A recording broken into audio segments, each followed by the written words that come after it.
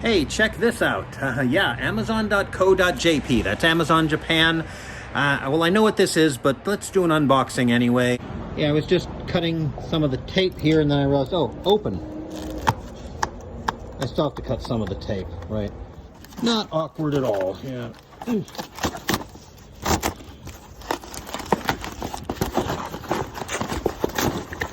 And not badly framed at all either. Okay, let's try this. Yes, I got my shrink-wrapped cardboard. It's Japanese cardboard, like they use in anime. No, here we go. Here we go. Yusei Ningen Zone. Meteor Human Zone. Volume 1, 2, 3, 4, and 5. And, whoa! I only paid 2,200 yen for this. Okay. Yeah, this is a two-hander. Look, Ma, no hands! Well, for the never mind. So let's... Wow. Gotta sharpen this again. Wow. I really have to. 5, 1, 4.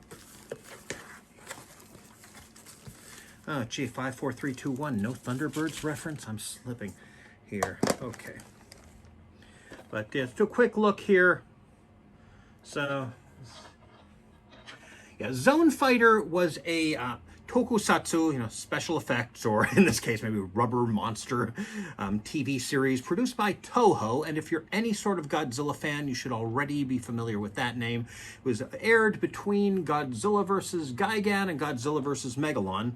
And, well, not completely unlike Ultraman, but unlike Ultraman, where the occasional modified Toho monster suit would make an appearance as a different, if sometimes rather similar, monster, Zone Fighter actually featured Toho monsters occasionally appearing as themselves. Yeah, I think there were apparently 5 episodes where Zone Fighter teams up with Godzilla. In one of them, they even fight Gigan. And then Gigan also appeared in Godzilla vs. Megalon. So a lot of Gigan there. As you may or may not know, I had planned to do a panel for Setsucon 2021 on continuity in the Showa-era Godzilla series, and that fell through because I got behind on my email. And I planned to include information about Zone Fighter, since that is apparently continuity.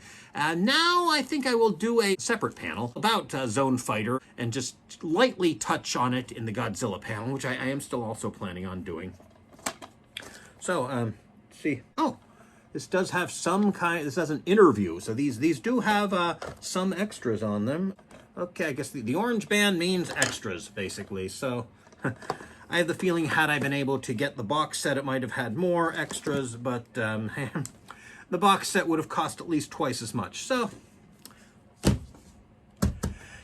I'll watch these once I get to the proper position. I am slowly watching all the Showa-era Godzilla films in chronological order, so we'll watch these in between Gigan and Megalon. So let's have a look at what the individual discs look like. All right, also they each, they don't come with liner notes or anything, but they all come with this here.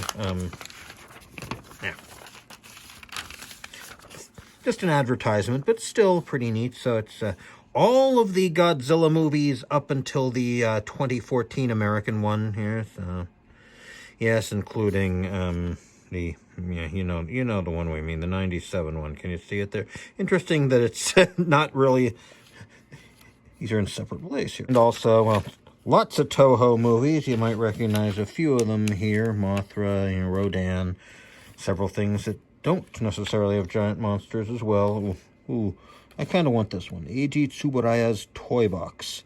I don't know what that is, but I want it.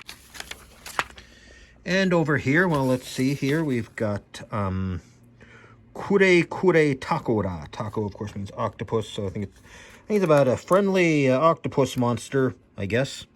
And, of course, gee, an ad for the thing I already bought, right? And then here is Bun Kid. It's a Sentai type show. Rainbow Man, Warrior of Love Rainbow Man, and Diamond Eye, which I'm not that familiar with other than that I've heard the theme song, and yeah, look, he has diamonds for eyes. other Toho Tokusatsu TV shows. Well, I guess this side is TV shows and this side is movies.